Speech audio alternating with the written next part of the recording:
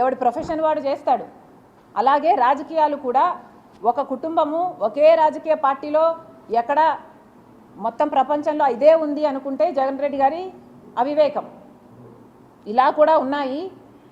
కుటుంబంలో వేరే వేరే రాజకీయ పార్టీలో కూడా కొనసాగే వాళ్ళు ఉన్నారు. ఎందుకంటే రాజకీయ పార్టీలు అన్నది ఒక ఐడియాలజీ బేస్డ్ ఆర్గనైజేషన్స్ కాబట్టి ఎవరికి ఏ ఐడియాలజీ నచ్చుతుందో ఆ పొలిటికల్ పార్టీలో చేరే లిబర్టీ ఆ మనిషికి ఉంటుంది.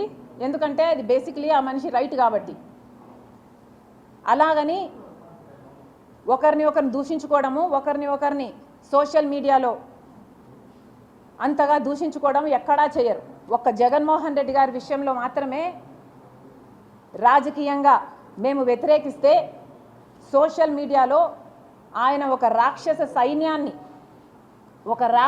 సైన్యాన్నే పెట్టి వేల మందిని ఎంప్లాయ్ చేసుకొని రాజశేఖర రెడ్డి బిడ్డ అనే ఇంగితం లేకుండా, మీకోసం పాదయాత్ర చేశానని లేకుండా, పాదయాత్ర చేసినప్పుడు నేను షర్మిలారెడ్డినే, కానీ ఇప్పుడు మీతో విభేదించాను కాబట్టి నన్ను, నా క్యారెక్టర్ని, నా పుట్టుకను, నా పేరును ఇలా ఎన్ని విధాలు వీలైతే అన్ని విధాలు నాశనం చేయడానికి చూసింది ఒక్క జగన్మోహన్ రెడ్డి గారు మాత్రమే. అందుకు మీరు చరిత్రలో నిలిచిపోతారు. జగన్మోహన్ రెడ్డి గారు, జగనన్న గారు గుర్తుపెట్టుకోవాలి. ఒక చెల్లెలుగా చెప్తున్నాను, మీరు దీనికి చరిత్రలో నిలిచిపోతారు.